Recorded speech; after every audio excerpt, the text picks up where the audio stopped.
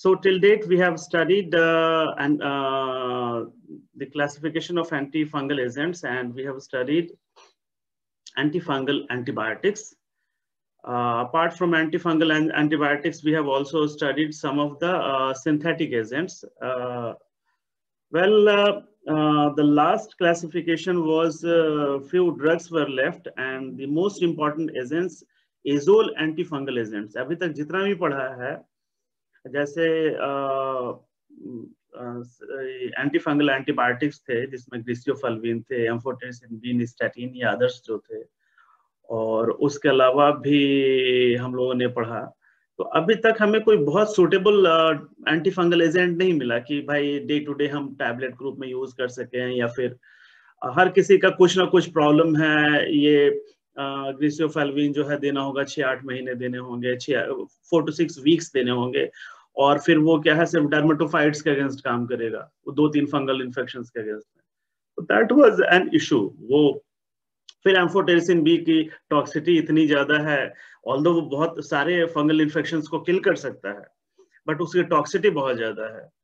अब और इस टाइप की टॉक्सिटी है कि बोन मैरो सप्रेशन करता है, और अब तो बड़ा मुश्किल है। फिर जिस बच्चे को अगर देंगे तो उसके ग्रोथ रिटार्ड हो जाएगा, उसके बोन मैरो सेल्स जो है उसको ल्यूकीमिया हो सकता है, ये सारे प्रॉब्लम हो सकते हैं। तो एम्फोटेरिसिन भी प्रेफर्ड एजेंट नहीं था। Now still we are hunting कि कोई अच्छे एजेंट्स हैं। जैसे अभी बताया था आपको black fungus nowadays post Covid infections में बहुत ये है, तो ब्लैक फंगस के ट्रीटमेंट में यूज कर सकते हैं। उस फंगल सेल को एम्फोटेरिसिन बी किल कर देगा, बट एम्फोटेरिसिन बी का नेचर नहीं बदलेगा, जो उसकी टॉक्सिटी है वो रहेगी। तो एक कॉम्प्रोमाइज फॉर्मूला है कि हमारे पास कोई सेफ एजेंट्स नहीं है, मजबूरी में भाई अब कोई नहीं है तो चलो एम्फोटेरिसिन बी यूज करें। कुछ और चीजें हैं जो लेटर ऑन डिस्कस करेंगे। एम्फोटेरिसिन बी को हम यूज कर सकते हैं with the help of nano technology. इसकी जो टॉक्सिटी है वो डोज डिपेंडेंट है। अगर डोज बहुत कम कर दें एक सर्टेन लेवल के बाद, तो इसकी टॉक्सिटी न के बराबर हो जाएगी। And that is possible with the help of nanotechnology. हम इस पे बाद में बात करें, अभी मेन एजेंट्स जो बचे हैं वो पढ़ लें। 10-15 मिनट का डिस्कशन कभी करूंगा, तो उसमें नैनो टेक्नोलॉजी से कैसे जो मोस्ट टॉक्सिक एजेंट्स हैं उनको सेफली यूज कर सकते हैं, उस पे वो ड्रग डिलीवरी मैकेनिज्म का पार्ट है, उसमें डिस्कस करेंगे। तो एजोल एंटीफंगल एजेंट्स में आपको बताया था कि 2 टाइप के थे, इमिडाजोल्स थे एंड ट्रायाजोल्स थे, और these azole antifungal agents were primarily fungistatic agents. But इसका फंगिस्टैटिक हो या फंगिसाइडल हो, इसका सबसे ब्यूटीफुल पार्ट ये था कि these were broad spectrum antifungal agents. एक बहुत अच्छी रेंज ऑफ फंगल इन्फेक्शंस को ये इनहिबिट कर सकते हैं।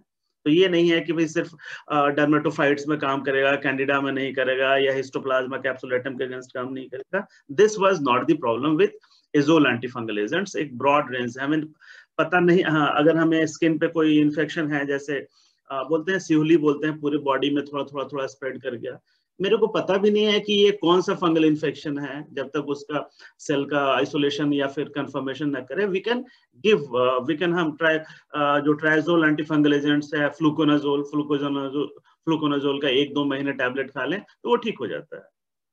तो ब्रॉड स्पेक्ट्रम का ये फायदा है कि even you are not knowing the identity of the fungus, you can use it because definitely broad spectrum में हिट करेगा। तो ब्रॉड स्पेक्ट्रम के ये कुछ फायदे हैं। नाउ कमिंग नेक्स्ट टू इन ये सारे जो एंटीफंगल एजेंट्स हैं, ये एजोल एंटीफंगल एजेंट्स हैं, इसमें जो सबसे फर्स्ट एजोल एंटीफंगल एजेंट था इट वाज क्लोट्राइमाजोल। जो सबसे फर्स्ट डिस्कवर्ड हुआ था ये था क्लोट्राइमाजोल। तो नॉर्मली ये आईसीआर एंट्रेंस से पूछता कि what was the first azole antifungal agent discovered, इन्हीं से स्टार्ट हुआ। अब इस क्लोट्राइमाजोल के भी कुछ साइड इफेक्ट्स, कुछ इसके इश्यूज थे कि लीवर में जब ये मेटाबोलाइज होता है तो बहुत फास्ट इसके अगेंस्ट में एंजाइम इंडक्शन होता है, और इसका हाफ लाइफ और ये बहुत ज्यादा बॉडी में अवेलेबल हो नहीं पाता है अगर इसको सिस्टमिक रूट से दे दो। तो अब सिस्टमिक रूट से देने पे बॉडी में, अब फंगल इन्फेक्शन तो है 1-2 दिन में किल होता नहीं है। For this the drug has to be available in the body for 1 or 2 months।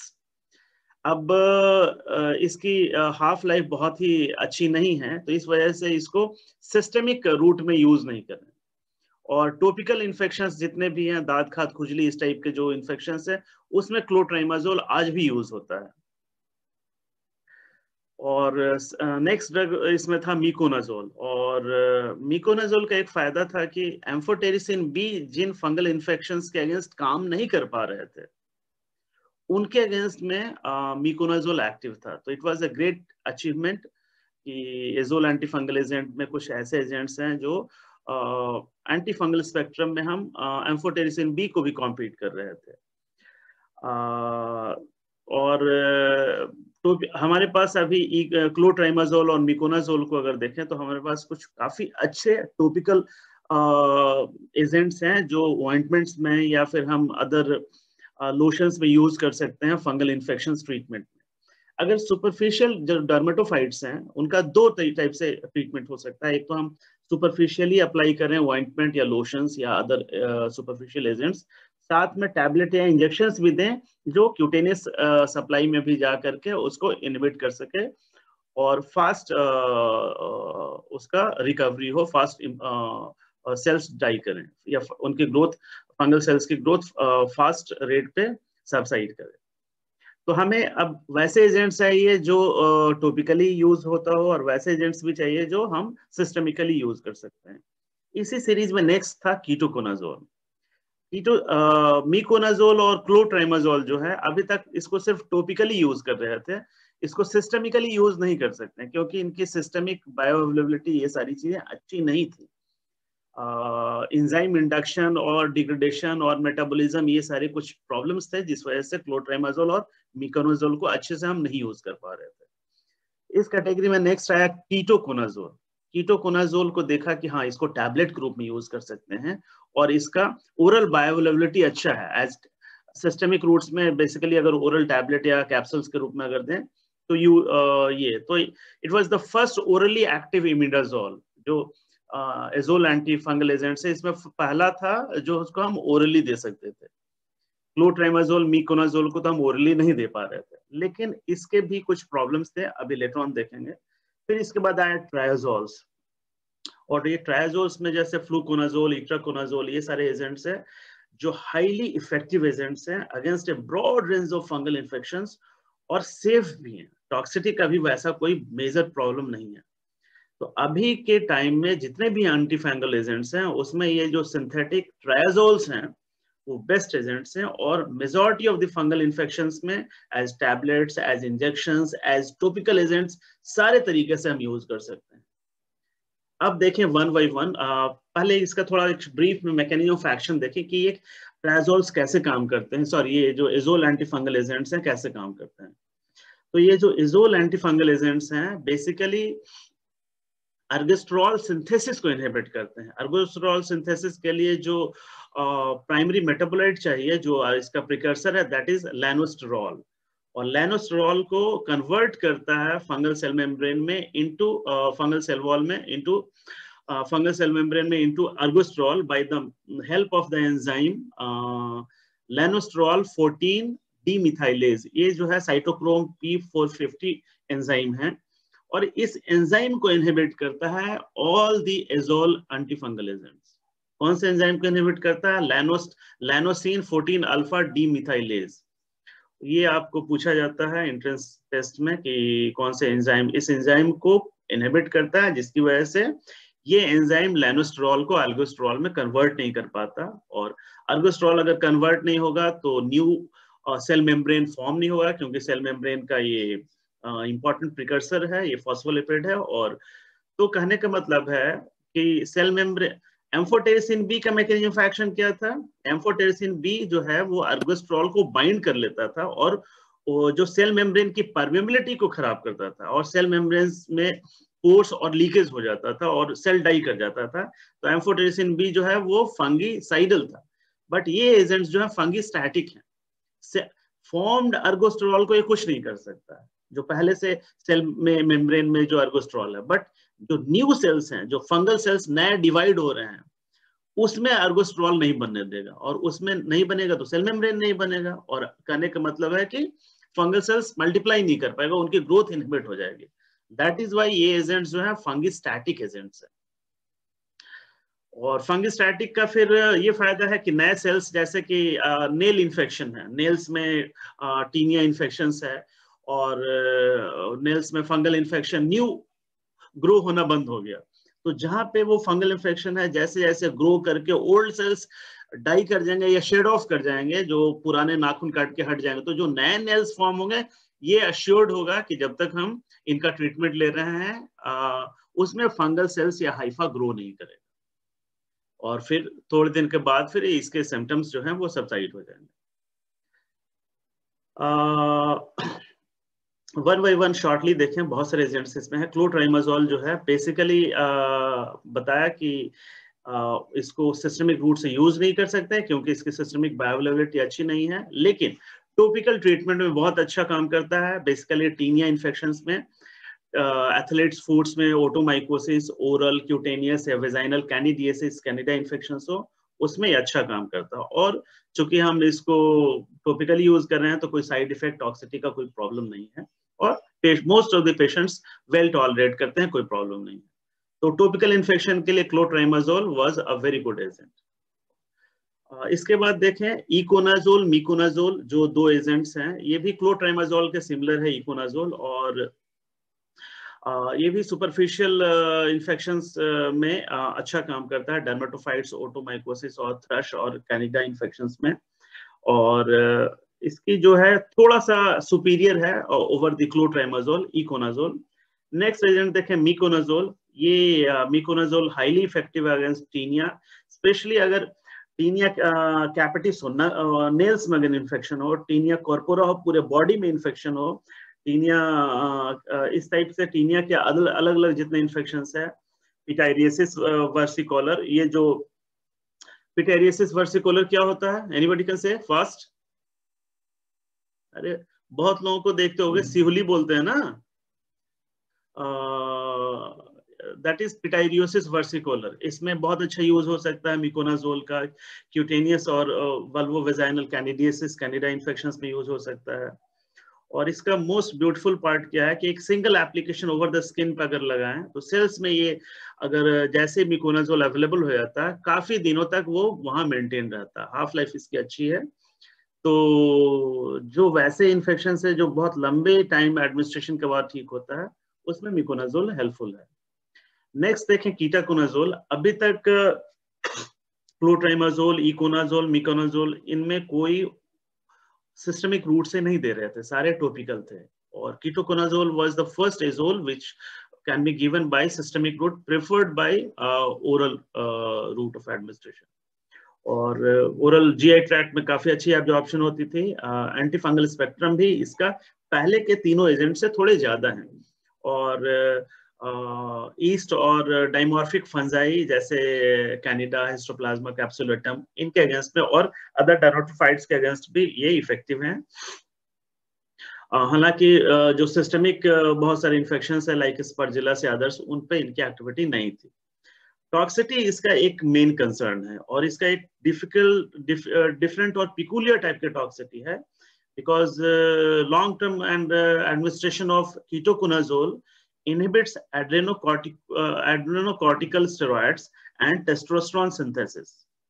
तो जो हमारे कॉर्टिजोन्स हैं और टेस्टोस्टेरोन है सिंथेसिस है, इसको इनहिबिट करता है, और ये हार्मोन्स हैं स्पेशली मेल्स में, मेल हार्मोन है टेस्टोस्टेरोन, अगर इनकी सिंथेसिस इनहिबिट हो जाए तो फिर साइड इफेक्ट, मेलनेस के साइड इफेक्ट आने लगेंगे, और आफ्टर अ मंथ गायनिकोमास्टिया, इस टाइप के प्रॉब्लम्स मेल पेशेंट्स में आते हैं। तो मेल पेशेंट्स में, ह्यूमन मेल पेशेंट्स में ये प्रेफर्ड एजेंट्स नहीं है, although it was systemically effective. इसके बाद फिर ट्रायजोल एजेंट्स में जो हैं वो fluconazole, it was a wonder drug, और इसको आप सिस्टमिकली काफी अच्छा ओरली एब्जॉर्ब होता है, ओरली भी दे सकते हैं, इंट्रावेनसली भी दे सकते हैं, कोई प्रॉब्लम नहीं है।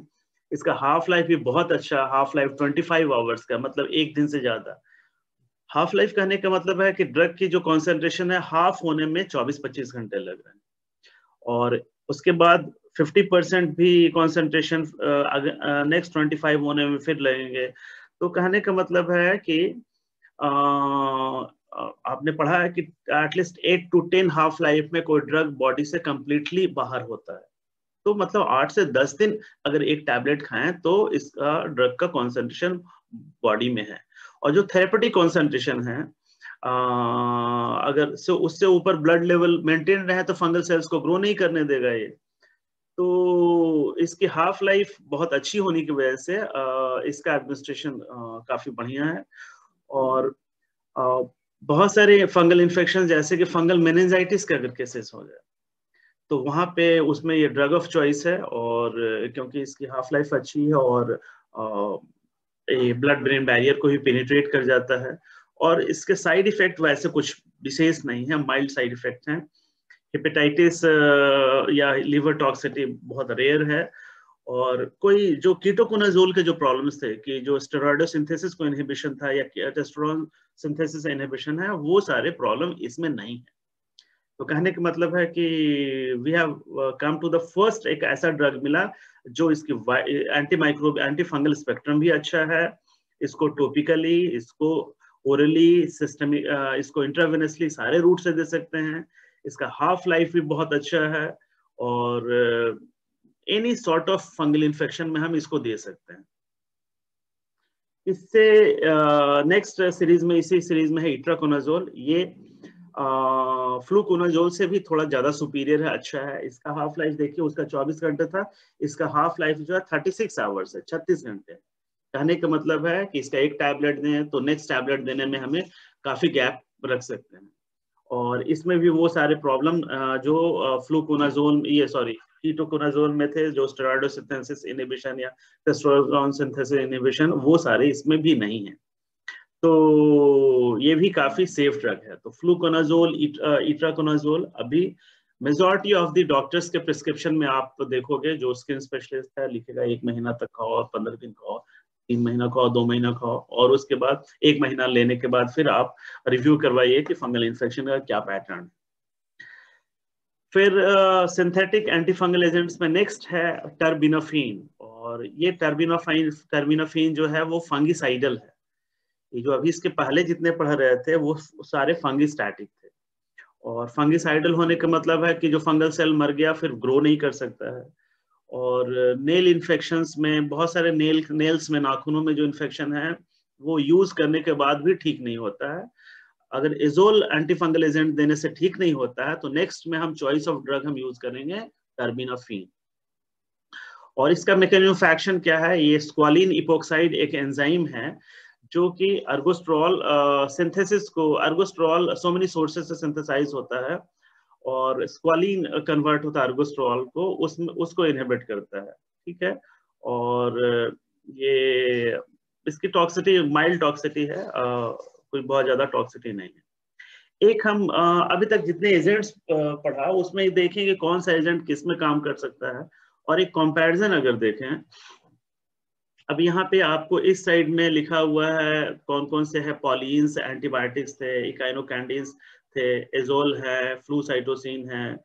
और फ्लूसाइटोसिन के साथ स्टार लगा हुआ कि जब भी यूज करेंगे कौन सा एंटीफंगल एजेंट के साथ फ्लूसाइटोसिन को यूज करते हैं, कौन बताएगा? एम्फोटेरिसिन। यस, एम्फोटेरिसिन बी के साथ यूज करेंगे। तो ये अकेले यूज नहीं होता है, एम्फोटेरिसिन बी के साथ यूज होगा। तो अब देखिए कि एजोल्स में जो अभी बताया है जैसे कि फ्लूकोनाजोल, इट्राकोनाजोल, इसकी सेंसिटिविटी देखिए most of the fungal infection जैसे ईस्ट हो, क्रिप्टोकोकस नियोफॉर्मेंस हो, कैंडिडा एल्बिकेंस हो, ट्राइकोफाइटोन हो, माइक्रोस्पोरम हो, इपिडर्मोफाइटोन हो, स्पर्जिलस हो, डाइमॉर्फिक फंजाई हो, हिस्टोप्लाज्मा हो, या कोक्सीडियोइडिस इमाइटिस हो, या जितने भी फंगल इन्फेक्शन है लगभग में सारे फंगल इन्फेक्शन के अगेंस्ट में एजोल्स काम करता है। तो जो एंटी फंगल स्पेक्ट्रम है किस किस फंगल इन्फेक्शन के अगेंस्ट काम करता है, वो बेस्ट है एजोल एंटी फंगल एजेंट्स में। तो इसलिए ये ब्रॉड स्पेक्ट्रम है कि आंख बंद करके यूज करो, कोई भी फंगल इन्फेक्शन है ये ठीक करेगा ही करेगा। फिर इसके बाद देखें पॉलीन एंटी फंगल एजेंट्स में जैसे कि ग्रीसोफाल्फिन थे या एम्फोटेरिसिन भी इसमें है बेसिकली। इसका एंटी फंगल स्पेक्ट्रम भी अच्छा है, कुछ एक के अगेंस्ट काम नहीं करता है। यहाँ पे निगेटिव है, इसके अगेंस्ट काम नहीं करेगा, जैसे कि ट्राइकोफाइटोन, हाँ, माइक्रोस्पोरम, इपिडर्मीफाइटोन, ये सारे जो हैं वो टॉपिकल फंगल इन्फेक्शंस हैं, इसके अगेंस्ट काम नहीं करेगा। इसके अगेंस्ट में सिर्फ ग्लिसियोफल्विन एक है जो काम कर रहा है, बाकी काम नहीं कर रहा है। और एम्फोटेरिसिन भी जब बाकी देखिए आप, इसमें बहुत 3+ है, कैनेडा या ईस्ट इन्फेक्शंस में, फिर इसमें भी 2+ है। फिर एस्परजिलस अगर लंग इन्फेक्शन हो, इसमें भी अच्छा काम कर सकते हैं। इसमें म्यूकोरमाइकोसिस दिया हुआ नहीं है क्योंकि बहुत ज्यादा कोई बीमारी नहीं काउज करता। अभी है तो मची पड़ी है कि म्यूकोरमाइकोसिस ब्लैक फंगस है, उसके अगेंस्ट भी ये एम्फोटेरिसिन भी काम कर सकता है, और ये एम्फोटेरिसिन भी काम करता है। ठीक है, तो इसके बाद कुछ और एजेंट्स हैं जो एंटी फंगल एक्शन रखते हैं। जैसे कि बहुत सारे केमिकल्स हैं जिनका कुछ ना कुछ एंटी फंगल एजेंट एक्शन है, और जो हम डिफरेंट ऑइंटमेंट्स में यूज करते हैं। जैसे एक है बेंजोइक एसिड और सैलिसाइलिक एसिड। बेंजोइक एसिड जो है वो एक नॉर्मल केमिकल है, लैब में आपको मिल जाएगा। और एक लेबोरेटरी में एंटी फंगल ऑइंटमेंट बनाते हैं हम लोग, व्हिटफील्ड्स ऑइंटमेंट, व्हाइटफील्ड्स ऑइंटमेंट। बिल्कुल बनाने के बाद ये सफेद टाइप का होगा, और नाम इसमें 2 मेन इंग्रेडिएंट्स हैं, एक 6% बेंजोइक एसिड है और 3% सैलिसाइलिक एसिड है। तो बेंजोइक एसिड का जो एक्शन है ये बैक्टीरियोस्टैटिक है और फंगिस्टैटिक है। कहने का मतलब है कि इसको आप ऑइंटमेंट पे जब तक अप्लाई करते रहेंगे, स्किन के ऊपर बैक्टीरियल ग्रोथ नहीं होगा और फंगल सेल का ग्रोथ नहीं होगा। और 6% कॉन्सेंट्रेशन में यूज करते हैं। और बेंजोइक एसिड स्पेशली ट्राइकोफाइटोन जो टीनिया इन्फेक्शंस कॉज करते हैं, उनके अगेंस्ट ये काम करता है। तो बिना किसी बहुत ज्यादा एंटी फंगल एंटीबायोटिक या एजोल या दूसरे को यूज किए हम लॉन्ग टर्म एडमिनिस्ट्रेशन करें तो फंगल इन्फेक्शंस का ग्रोथ इससे भी आपको कम हो सकता है। दूसरा है salicylic acid. Salicylic acid basically जो है केराटोलाइटिक है। अब स्किन पे कुछ अप्लाई कर रहे हैं तो स्किन के जो सेल्स हैं, स्किन के सेल्स में जो एपिडर्मिस में जो आपके टफ जो प्रोटीन्स हैं उनको डिसॉल्व में, स्किन में केराटिन को डिसॉल्व करने में हेल्प करेगा, और इसकी वजह से जो टॉपिकली जो भी अप्लाई करेंगे उसका डीप एब्जॉर्प्शन हो सकता है। अगर कोई ऑइंटमेंट लगा रहे हैं जिसमें अगर बेंजोइक एसिड नॉर्मली 2% एब्जॉर्ब हो रहा है, लेकिन सैलिसाइलिक एसिड के साथ लगा करके यूज करेंगे तो ये जो है 2% से ज्यादा एब्जॉर्ब हो सकता है, 10% 15% एब्जॉर्ब हो, क्योंकि सैलिसाइलिक एसिड का keratolytic action. Plus salicylic acid fungistatic activity भी रखता है, इस वजह से फंगस को भी इनहिबिट कर रहा है। और टॉपिकल रिंग वर्म या दिनाई खुजली इन्फेक्शंस में ये ऑइंटमेंट, व्हाइटफील्ड्स ऑइंटमेंट काफी अच्छा काम करता है। तो आप जब भी प्रैक्टिकल क्लास स्टार्ट होगा हम लोग इस ऑइंटमेंट को फॉर्मुलेट करेंगे। हर कोई अपने अपने यूज के लिए बना करके ले जा सकता है और जरूरत पड़ने पे यूज कर सकता है। मैंने ये सारे ऑइंटमेंट्स बहुत सारे यूज किया पर्सनल यूज में, और काफी अच्छे होते हैं। लैब में केमिकल्स प्योर फॉर्म में है, वैसलीन में फॉर्मुलेट होना है, तो सिर्फ है कि आपको प्रॉपर वे में मिक्सिंग करनी है और सॉल्युबलाइजेशन करना है। और नेक्स्ट कुछ और एजेंट्स हैं, अनडिसाइक्लिनिक एसिड है और एक कॉपर सल्फेट। इन 2 एजेंट्स का भी एंटी फंगल एक्शन देखा गया है। एंटीसाइक्लिनिक एसिड भी फंगिस्टैटिक है, स्पेशली माइक्रोस्पोरम जो टॉपिकल इन्फेक्शंस काउज करता है, इसके अगेंस्ट काम करता है। कॉपर सल्फेट भी फंगिसाइडल एक्शन है। Copper sulphate very strong irritant है, इसीलिए 1 to 2% एक्वा सोल्यूशन में यूज कर सकते हैं, या 5% ऑइंटमेंट के रूप में आप यूज कर सकते हैं। बहुत सारे जो ऑइंटमेंट्स जो है एंटी फंगल ऑइंटमेंट्स आप देखेंगे उसमें सिर्फ क्लोट्राइमाजोल नहीं होगा, उसमें आपको बेंजोइक एसिड भी होगा, सैलिसाइलिक एसिड भी होगा, एंटीसाइक्लिनिक एसिड भी होगा, कॉपर सल्फेट भी होगा। तो फार्मास्यूटिकल कंपनीज इस टाइप से फॉर्मुलेट करता है कि उसका मैक्सिमम एक्शन हो सके। विद ये सारे चीजों के साथ इतना तक था। नाउ कुछ किसी को कुछ पूछना है तो we can take up some of the questions. Fluconazole जो यूज करते हैं मेनिंजाइटिस में, तो हम वेनकोमाइसिन जो है वो भी एक बैक्टीरियोसाइडल है, वो भी तो यूज करते हैं ना मेनिंजाइटिस में। मेनिंजाइटिस बहुत सारे वजहों से होता है, ठीक है। मेनिंजाइटिस का aetiological, yes yes sir, meningitis bacterial causes भी करता है, मतलब ये फंगस भी काउजेज करता है, माइक्रो मतलब सबसे होती है सर। तो हमने पढ़ा है कि मेनिंजाइटिस में वेंकोमाइसिन भी यूज होता है उसमें।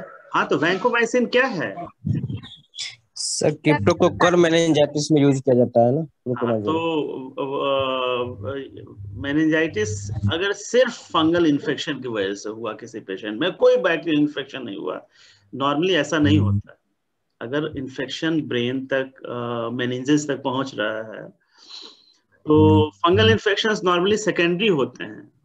बैक्टीरियल इन्फेक्शंस आप और हो सकता है मिक्स टाइप के इन्फेक्शन हो, तो डिपेंड करता है। अब डॉक्टर वहाँ कल्चर तो ले नहीं सकता है, तो डॉक्टर एक ब्रॉड रेंज ऑफ एजेंट्स चलाता है कि भाई अगर फंगल है तो एंटी फंगल एजेंट्स भी चलाएगा, स्ट्रॉन्ग डोज ऑफ एंटीबायोटिक्स भी चलाएगा, क्योंकि हम कंफर्म नहीं हो सकते ना कि उसमें कल्चर्स में या वहां पे ग्रोथ किन किन ऑर्गेनिजम्स का हो सकता है।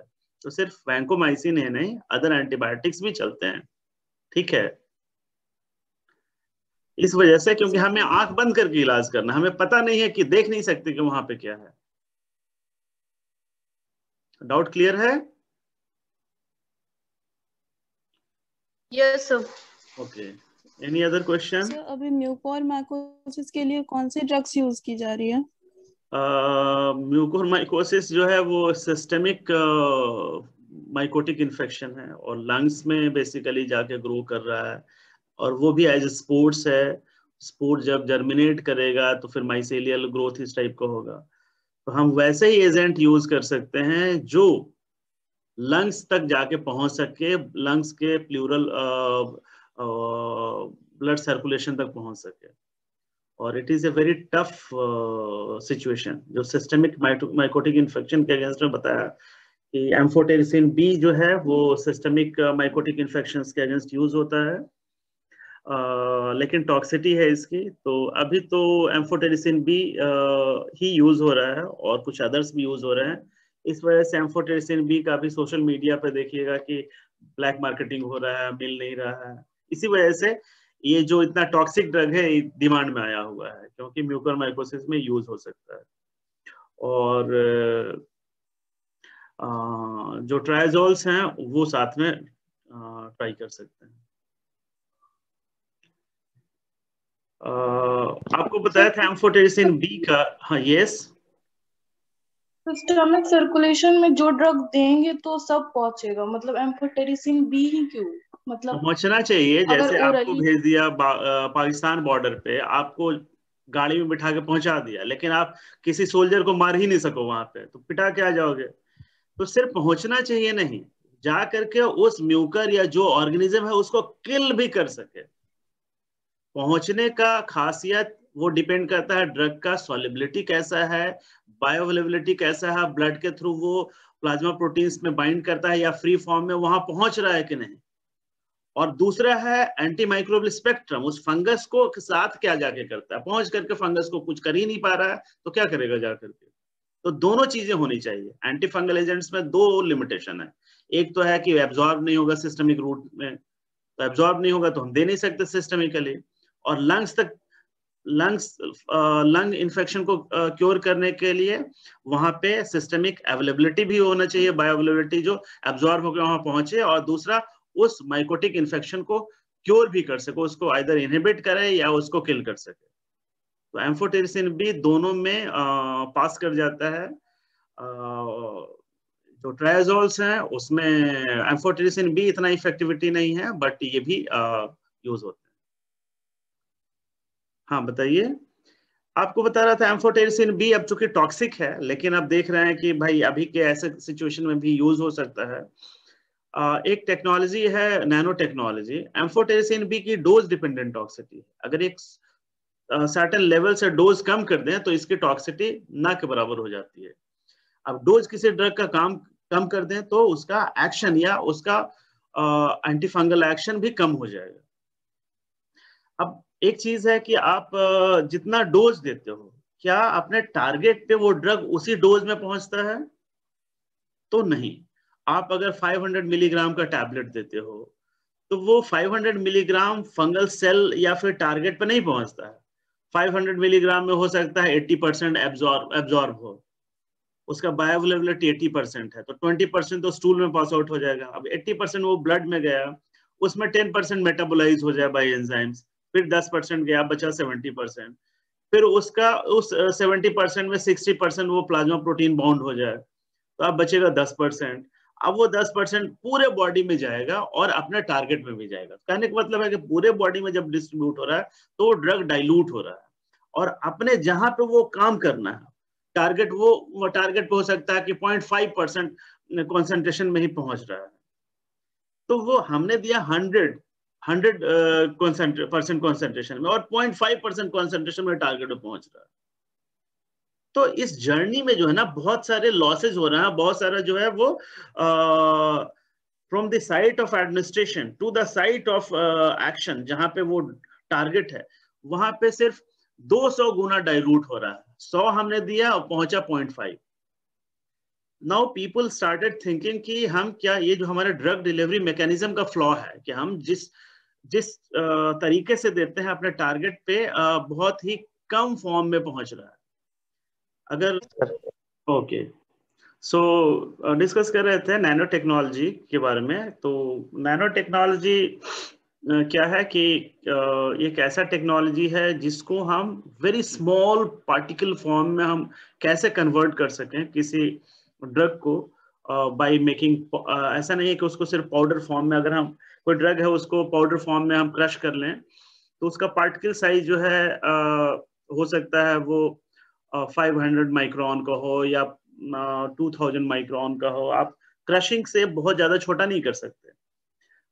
इस नैनो टेक्नोलॉजी में है कि जितना भी छोटा हम फॉर्म में हम कर सकें, अगर कोई बहुत सूक्ष्म है, बहुत ही माइक्रो नहीं नैनो लेवल का है, मतलब कि अगर नैनोमीटर साइज का अगर हम कन्वर्ट कर लें तो वो इजिली पास ऑन कर सकता है और उसका एब्जॉर्प्शन, पेनिट्रेशन ज्यादा हो सकता है।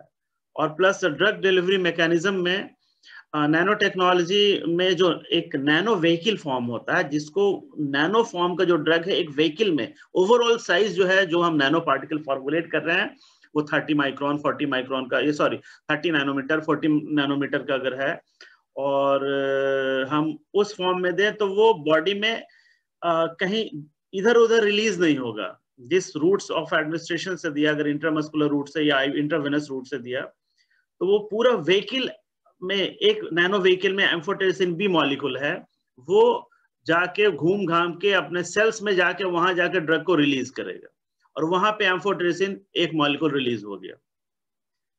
तो 100% अवेलेबिलिटी टारगेट पे हो रहा है, साइट पे हो रहा है। इसमें ऐसा नहीं कि 100 जो दिया और 0.5 जाके लॉस हुआ, 0.5 जाकर के टारगेट पे डिलीवर हुआ। ड्रग डिलीवरी इसमें मोर परफेक्ट है और 100% ड्रग डिलीवरी हो रहा है, बट इसमें हमको फिजिकल फॉर्म में उसको ड्रग को कन्वर्ट करना होगा नैनो मॉलिक्यूल फॉर्म में, और ये कॉस्टली अफेयर है। हमें फिजिक्स की हेल्प से कुछ वैसे टूल्स यूज करने होंगे, बाद में हमें नैनो मॉलिक्यूल में उसको कन्वर्ट करना होगा फिर। लेकिन जो भी है very poisonous, very toxic agents को भी हम अगर हमने दिया 100% और वो टारगेट पे पहुंचा 0.5% ही, 200 गुना वो डाइल्यूट हो रहा है। हम 200 गुना डाइल्यूट शुरू में ही कर लिया, और नैनो मॉलिक्यूल के फॉर्म में हमने उसको एडमिनिस्टर किया। तो पहले जो हम ट्रेडिशनल तरीके से हम दे रहे थे 100% ड्रग, और हम नैनो मॉलिक्यूल के फॉर्म में अगर 0.5% के फॉर्म में दिया, तो दोनों का इफेक्ट तो सेम ही होगा, लेकिन what about toxicity? Toxicity nano molecule form में देंगे तो 200 गुना टॉक्सिसिटी कम हो जाएगा। हो सकता है 200 गुना टॉक्सिसिटी कम होने से वो बिल्कुल एटॉक्सिक हो, कोई टॉक्सिसिटी ना हो। तो एम्फोटेरिसिन बी को आज के डेट में नैनो मॉलिक्यूल के फॉर्म में इफेक्टिवली यूज करते हैं, और कोई टॉक्सिसिटी नहीं है इस तरीके से। एम्फोटेरिसिन बी का जो भी नॉर्मल टॉक्सिसिटी है कोई भी इसमें विजिबल नहीं होता है, एंड हाईली इफेक्टिव है। बट वो नैनो मॉलिक्यूल फॉर्म में एम्फोटेरिसिन बी कन्वर्ट होने से उसकी कॉस्ट बढ़ जाएगी और काफी कॉस्टली हो जाएगा। तो बहुत सारे ड्रग्स जो टॉक्सिसिटी पॉइंट ऑफ व्यू से हम यूज नहीं कर पा रहे थे, उसमें amphotericin B one of the beautiful example है। तो इसके नैनो फॉर्म्स जो है, नैनो व्हीकल फॉर्मुलेटेड जो नैनो एम्फोटेरिसिन बी है, वो म्यूकोरमाइकोसिस में बहुत इफेक्टिवली यूज हो सकते हैं। ठीक है, और कुछ पूछना है, कुछ और डिस्कस कर सकते हैं? सर कीटोकोनाजोल को सर ट्रॉपिकली यूज करें तो उसका टॉक्सिसिटी रिड्यूस नहीं कर सकते हैं? कीटोकोनाजोल जो है वो किसके अगेंस्ट काम करता है? फंगल, पहले जानना होगा कि कौन कौन फंगल इन्फेक्शंस के अगेंस्ट काम कर रहा है। तो उसका रेंज सिर्फ टॉपिकली यूज करेंगे तो डर्मेटोफाइट्स के अगेंस्ट ही ना काम करेंगे जो स्किन के ऊपर इन्फेक्शन है। कीटोकोनाजोल सिस्टमिक स्किन के अलावा, डर्मेटोफाइट्स के अलावा भी दूसरे फंगल इन्फेक्शंस के अगेंस्ट काम करते हैं जो डीप सीटेड फंगल इन्फेक्शंस हैं। ठीक है, आप सुपरफिशियल या टॉपिकल इन्फेक्शन देके किसी ड्रग का 50% एब्जॉर्प्शन नहीं करा सकते। मैक्सिमम टॉपिकल एब्जॉर्प्शन होगा वो 20-25% मैक्सिमम, उससे ज्यादा नहीं हो सकता। स्किन के थ्रू ब्लड में घुसना बहुत टफ है, और तो स्किन के थ्रू हम वही देंगे जो स्किन पे टॉपिकल या क्यूटेनियस इन्फेक्शंस है। अगर वो मान लो कि लीवर में इन्फेक्शन है तो स्किन के थ्रू क्यों देंगे? तब तो टैबलेट या injection route, systemic route preferred होगा। तो कीटोकोनाजोल जैसे क्लोट्राइमाजोल हुआ, इकोनाजोल हुआ, मीकोनाजोल हुआ, चौथा या कीटोकोनाजोल। तो चौथा एजेंट का एंटी फंगल स्पेक्ट्रम ज्यादा ब्रॉड है कंपेयर टू क्लोट्राइमाजोल, लेकिन इसको और प्लस इसको सिस्टमिकली एज टैबलेट के रूप में भी दे सकते हैं, एब्जॉर्ब हो रहा था, पहले वाले नहीं हो रहे थे, लेकिन इसकी टॉक्सिटी की वजह से यहाँ बात नहीं बन रहा है। ठीक है, और कुछ? नेक्स्ट वीक में हम लोग एंटीवायरल ड्रग्स पढ़ेंगे, और एंटीवायरल ड्रग्स में अभी जो कोविड इन्फेक्शन है वो भी वायरस, कोरोना वायरस है, वो भी वायरस है, तो उसके अगेंस्ट क्या क्या ड्रग यूज हो सकते हैं, कोई ड्रग डेवलप्ड है कि नहीं जो उसके अगेंस्ट काम कर रहा है। बहुत सारे उल्टे पुल्टे ड्रग्स अभी यूज हो रहे हैं उनके ट्रीटमेंट में। सो मेनी वायरल इन्फेक्शंस हैं, बर्ड फ्लू हैं और दूसरे हैं डिजीज कंडीशंस हैं। तो क्या क्या यूज हो रहे हैं, कौन कौन से ड्रग्स हैं, क्या उन ड्रग्स के साथ प्रॉब्लम है, कितना डोजिंग है, कितना दिन लेना होता है, तो ये सारे एक क्लास में कोशिश करेंगे पैकअप करने का। ऑल्दो सो मेनी ड्रग्स हैं, 25-30 वेरी इंपॉर्टेंट ड्रग्स हैं। उन ड्रग्स के साथ एक बहुत इंपॉर्टेंट कंसर्न है टॉक्सिसिटी। वेरी टॉक्सिक ड्रग्स हैं, वेरी टॉक्सिक, और अब मजबूरी है अगर टॉक्सिटी तो जान जा रही है तो टॉक्सिटी उस समय क्या देखना है फिर। तो वो सारी चीजें, ड्रग एंड उनकी क्या टॉक्सिटी है, क्या मैकेनिज्म ऑफ एक्शन है, ये सारी चीजें देखेंगे। और उसके बाद एक और क्लास लगेगा एंटी कैंसरस ड्रग्स। कैंसर भी एक बहुत ही डेडली सिचुएशन है, और बहुत टाइप ऑफ कैंसर्स होते हैं, बहुत वजहों से होते हैं, और इसमें कोई माइक्रो ऑर्गेनिज्म नहीं है, इसमें हमारे बॉडी के खुद के सेल्स हैं जो डिफरेंट हो गए हैं, जो मतलब विद्रोह कर गए हैं कि नहीं भाई अब हम नॉर्मल तरीके से ग्रो नहीं करेंगे। अगर माउथ में हो गया तो कुछ सेल्स जो है वेरी फास्ट रेट पे ग्रो कर रहे हैं, जो नॉर्मल स्किन या नॉर्मल माउथ के सेल्स से। तो अब कहने का मतलब है कि जो ओरल कैविटी है वो थोड़ा दिन में धीरे धीरे भर लेगा बिल्कुल। और अनकंट्रोल ग्रोथ, आप इमेजिन कर सकते हो अनकंट्रोल ग्रोथ अगर हो कहीं पे भी, तो हमारे बॉडी में अगर लिवर में अनकंट्रोल ग्रोथ किसी सेल्स का हो गया तो लिवर कैंसर हो जाएगा। और वो सेल्स जो है उनका नॉर्मल फंक्शन नहीं होगा, जो लिवर सेल्स का नॉर्मल फंक्शन है वो नहीं करेगा, फंक्शन करेगा लेकिन नॉर्मली नहीं करेगा। तो कैंसर एक डिफरेंट सिचुएशन है, उनका उसका ट्रीटमेंट, उसका लाइन ऑफ ट्रीटमेंट और कैसे क्या है उनके बारे में दोनों होपफुली दो क्लास में तो नहीं हो पाएगा 40-40 मिनट्स में, 2 से 3 क्लास में उनको कवर करेंगे।